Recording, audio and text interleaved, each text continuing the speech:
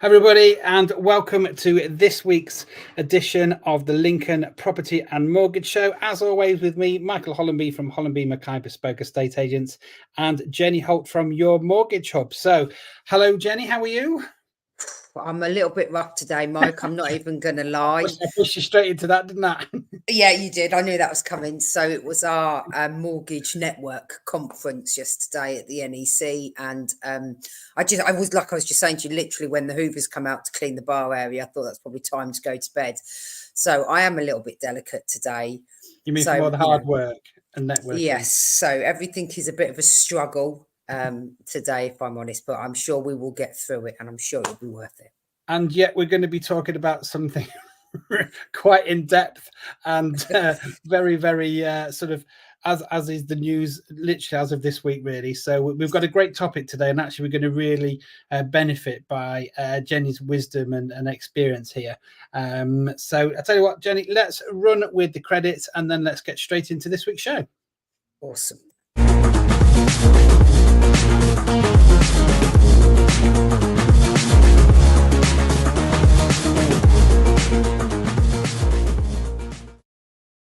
So, Jenny, let's come over to you then. If you want to do as a quick introduction in regard to what we're going to be covering in tonight's show.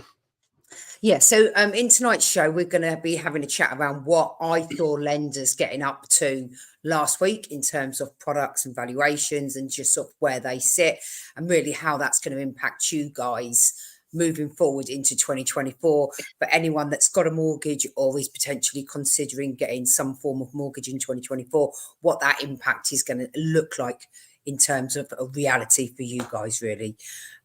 So that's what we're going to talk about. Look, any comments you guys have, any questions, please just pop them in the chat there. Don't forget to put your name on because we can't see who's written that. So if you do have any questions or comments, just make sure you put your name on there before you post. Fantastic. We've already got some viewers joining us this evening. So as always, thank you to you as well. This is the actual subject again this evening, Jen, is when we were talking about this earlier today. This is actually, like we say, very, very topical. But also it's a huge step from where we've been in the last probably 24 months, probably even longer than that, because obviously we saw mortgage lending and the rates and almost everything sort of flatline for such a long period of time. We haven't really seen sort of the roller coaster of increases, decreases, stabilizing, Bank of England meetings, voting in regard to what's happening into the marketplace. There seemed to be, I won't say stability, but it wasn't really at the top of everybody's agenda on what we would have been talking about this time even last year. So I think that the fact that, again, this is really topical and is very much about what's happening in the first quarter of this year, piggybacks a lot of what we've been talking about probably now for 4 or 5 months about where we saw the market going into this year, and we've talked about the property market on there. But I think I'm really interested to hear tonight on what you're seeing happening in the industry in regard to lending. So let's just jump in with you then, Jen, if that's all right.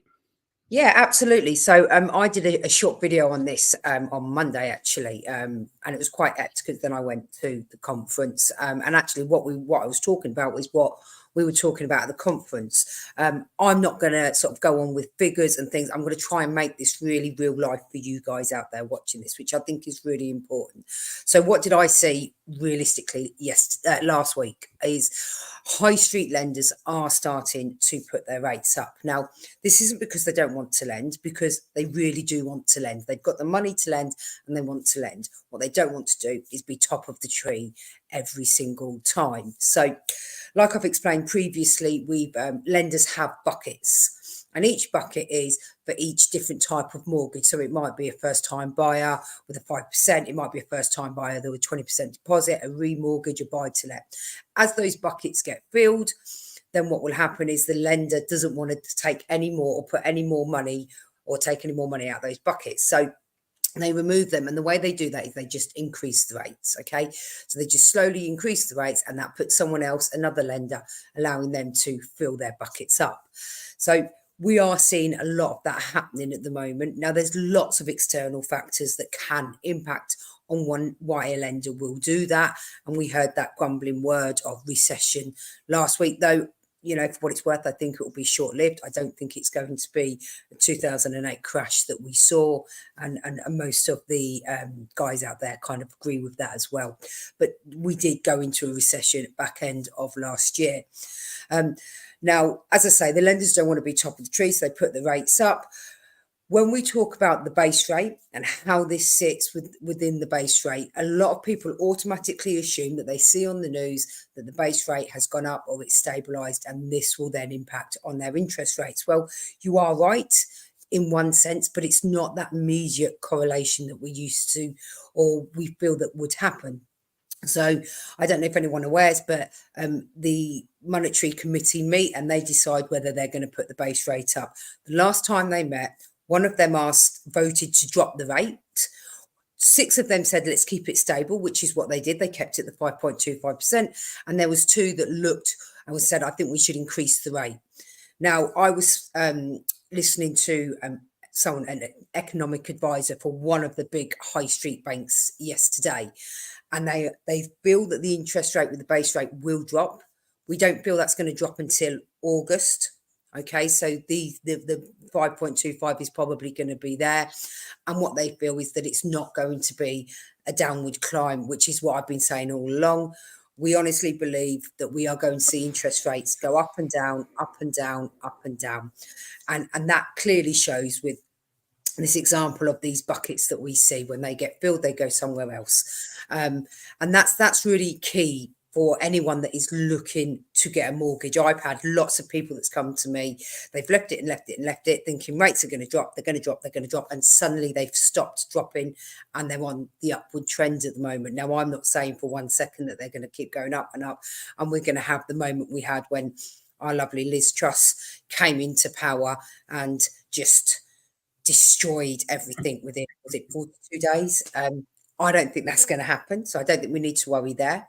But I do think that if you are looking for a mortgage in 2024, it's probably best to get a bit of a wiggle on to try and just rates.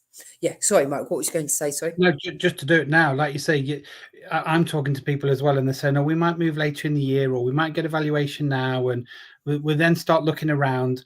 And you know, we spoke a few weeks ago about, you know, if you're waiting for rates to drop previously, you'd have been waiting 7 years. So there's always that thing. If your needs are, and this is what you want to do, it's with anything, you've got to catch the bus when it comes along. So it's something that we've been giving advice for many weeks, and I think you're absolutely right, Jenny. Is you know, if there's a need to move and you want to move, the products are there now. Like you say, we don't really sort of see them shooting up. We certainly don't see them shooting down. And I think one of the comments you said there about it probably not even being until the sort of summertime, around about August. I think there's probably the conversation around, obviously, the general election, which I can't see that happening until sort of between August or even as late as November. And I think, you know, that will be a bit of a vote winner. I think there's a conversation about trying to ride out the property market and the economy again, from a vote winner point of view, to say, oh, look, beginning of the year we were in recession, because statistically we were. We've come out of recession, the economy is better, the interest rates are stabilized, we brought the interest rate down. That's the sort of thing, again, that the media and the politicians will be using to get people to go down into the balloting and to put the votes in. So I think all of these things are all starting to fall into play now. And as we know, you know, we see the headlines and we know what goes on in the media, and we know that a lot of these things are forecast many months and planned many months in advance. Yeah, absolutely. Look, and you know, every politician is going to come in and say they're going to drop taxes, or they're going to try and save the consumer, us guys, money. And they probably will. It will probably be part of their manifesto that they will drop some form of tax. What that looks like, who knows? But by doing that, that will then have an impact on the base rate as well as the interest rates for everyone. So, you know, there's a lot going on in 2024, and it's not just in the UK. You know, everywhere you turn, there seems to be some form of election across the world.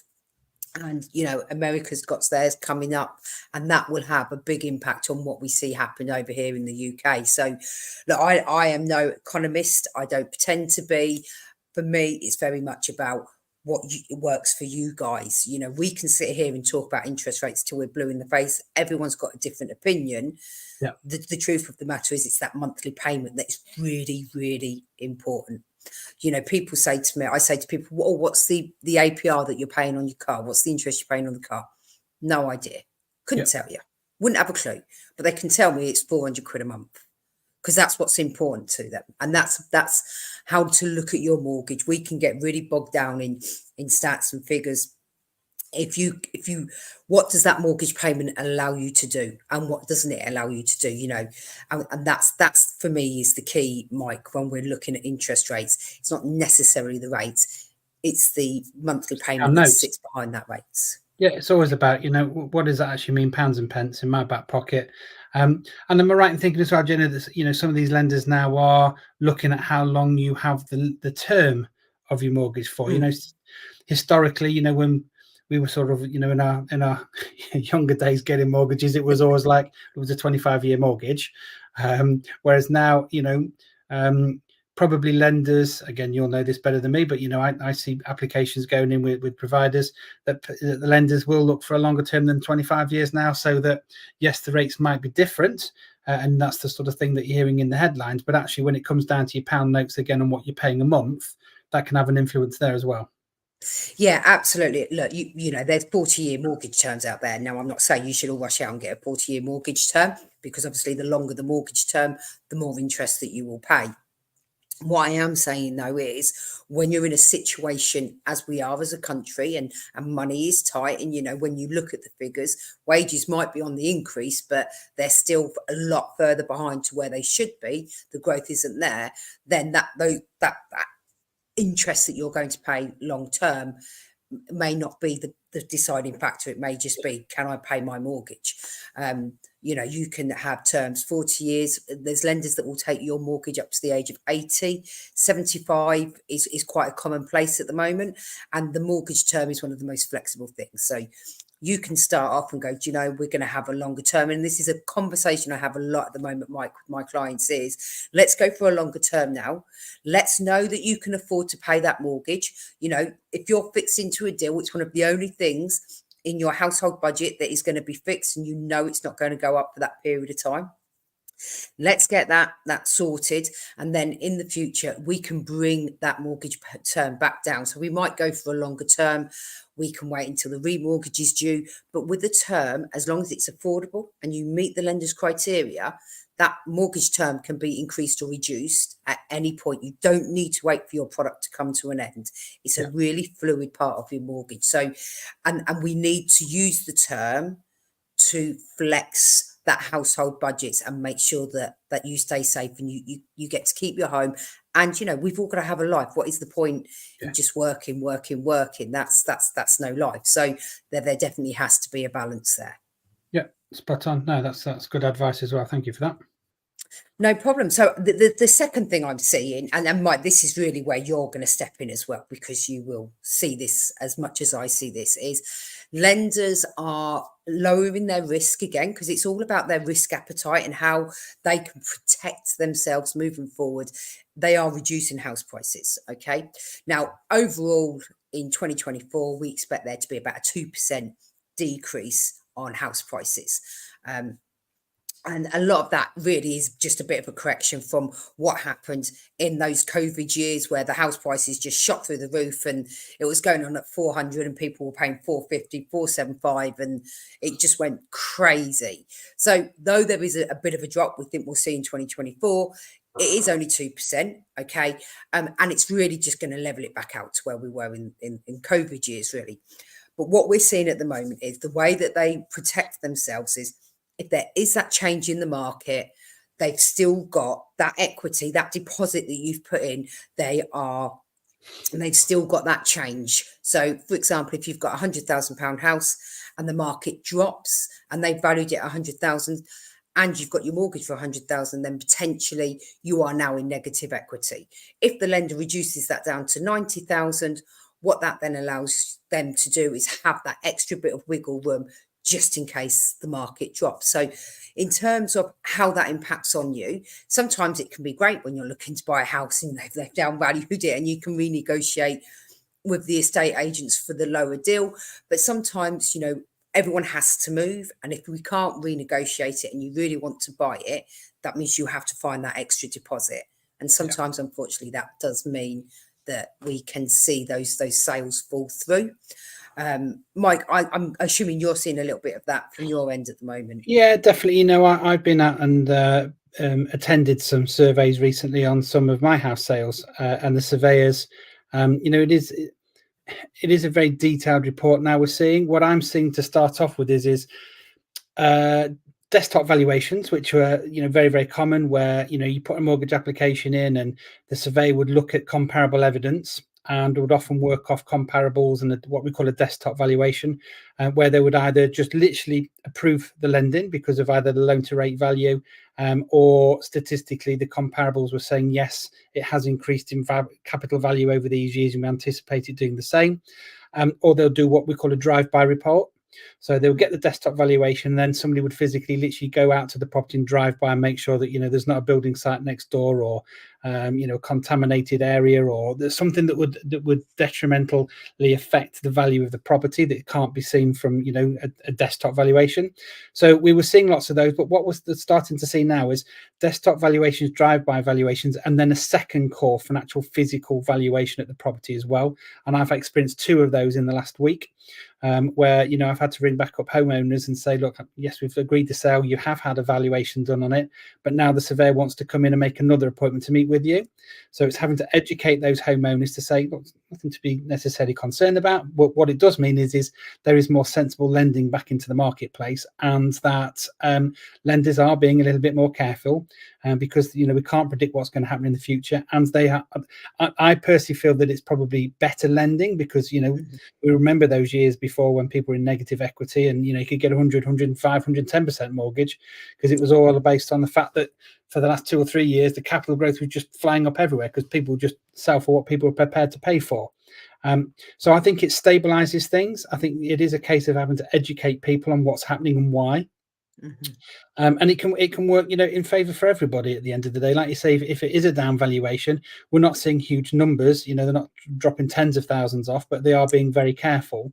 And that again is why it is so important that you deal with an estate agent that knows how to deal with those renegotiations. It's something we spoke about even only last week, that when you get that scenario and a chain has to negotiate, because sometimes it can be somebody at the bottom end of the chain that has a down valuation, and somewhere along this chain of, you know, the whole people above and below, there's often conversations to say, look, we've had to come down by 5 grand. Could you help us in this? Because we're at our limit now. Perhaps if I can negotiate with you and you can negotiate further up and somebody else can negotiate, if everybody takes, you know, 1,000 in there, it can all be passed back on again. So that those types of negotiations will be happening. They're bound to be happening more, certainly in the next 6 to 12 months. And I think it is important that, again, the agent, when they pitch the initial sort of valuation to you, again, is able to substantiate and back up those figures. They negotiate your sale the best way they possibly can, which again, we've spoken about, when you've got the buyer, but also you've got an agent who's experienced enough to know how to renegotiate if that does happen. Yeah, absolutely. And I think that is key. You know, I speak to a lot of my clients and they're like, I don't really want to approach the estate agent. I feel like I'm being a little bit cheeky, but it's not. It's perfectly normal. It's all part of that process. And that's why, again, when you're choosing your estate agents, you know, it's being able to have those honest conversations and being able to trust them to do what's right to make sure that that whole chain gets to move there, which is really important. The other thing to consider is if your house price does get reduced, it does potentially mean that let me explain it in an example. So recently I had a client who was looking at a remortgage and they valued the house at 190,000.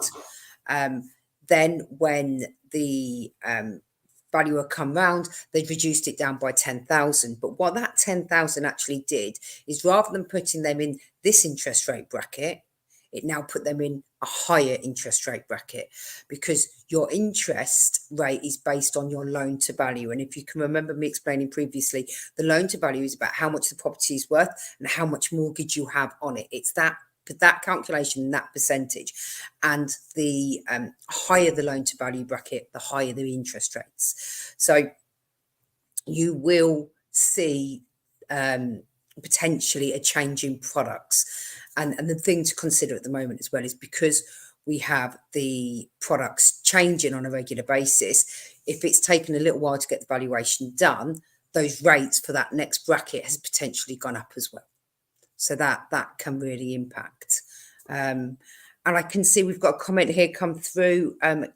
Not sure who it is, but thank you for putting a comment on. Then we've got, can a limited company buy a property? So yes, a limited company can buy a property. We're seeing a lot of this at the moment. They are investment properties in essence. So you would set up a what we call an SPV limited company, and you can buy a home to invest in that. The other thing, just to confirm as well, is you can use your limited company accounts to purchase a residential property, which is a slightly different, well, it's a very different scenario. But yes, in essence, a limited company can buy a property as an investment value, or you can use your limited company accounts to buy your residential home. Okay, great question. I thought we'd just put that in there because obviously that was coming through as we were talking there, and again we've had a nice like and a thumbs up from Jack as well this evening. So again, thanks everybody. And again, if there's any more questions, do keep firing those away. So we were just talking there again about loan to rate values, which I hope everybody has a bit of a clearer understanding. Like you say, the higher the LTV, the higher the rate in essence. So anything else there, Jenny, that you also then want to add on to as well? So I guess for me, I think 2024, I've said it all the time, is definitely people that have woke up on the 8th of January and went, I'm moving, or I'm going to sort my mortgage out. This is the year. Don't be afraid that rates may be going up slightly, because that's just part of the course. I'm sure we will see this all the way down, up in rates all the way through the year. It's about, like you said, Mike, catching the tide in the right time. So I would say that if you are looking at mortgage, look, it's that monthly payment that's critical. Start the process now, because you never know quite how close you are. I speak to a lot of people that go, I can't buy till the end of the year. I'm like, well, why is that? What makes that decision? Who's told you that? So speak to your mortgage broker, see when you can actually buy and what is possible. Make a plan, because I promise you 2024 is going to be a really good year in the mortgage world. We just need to give it a little bit of time, and at the back end we may see those rates start to come down. But I think we will see interest rates for you guys as a consumer, I think they will just go up and down all year. So we just got to make sure we're prepared to catch the tide when they're on the way down. Fantastic. So I think that, some great insight again, as ever, Jen. I think really, really helpful information. It also just ties in, as I say, into a lot of the subjects and conversations that we've had with people, certainly again, even over the last sort of 4 or 5 months. So I think there seems to be a bit of a continuous theme on what's happening just in regard to the property market, where we've looked at Lincoln recently. There's been some reports recently that house prices have gone up by about 1.3%. After only the first couple of months of this year.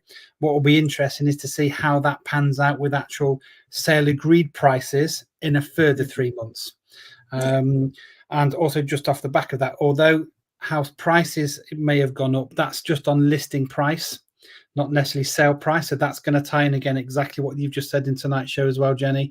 But what will be more important is when we get to October, because the land registry data stats are 3 months behind. It takes 3 months to get that information. So when we're looking at data now, we're looking at stuff that happened, in October, November of last year.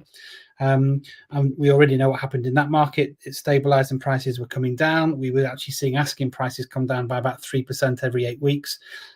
So it's not going to be until we get to, the back end of this year before we actually find out exactly what was happening, sort of, even now, on what properties are coming on the market now to sell, and then go through the land registry data. So I think ultimately it's about getting the right advice from your mortgage advisor, your bank, your lender, and your estate agent, and be it whether you are looking to put your house on the market or whether even if you are on the market with an agent at the moment, is getting regular updates and advice.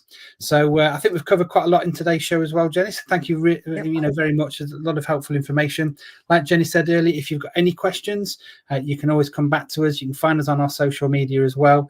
I say this every week. Please make sure you follow Jenny in particular. Some of the content that she's putting out again on all of her social media platforms is very, very relevant. It's as and when things are happening. Follow me, and I'll let you know what's happening into the property market and all the new listings that are coming available, sometimes 2-3 days before they go up on the websites and the portal. So lots and lots happening, but if we can help you at all, please reach out to us. Always happy to help.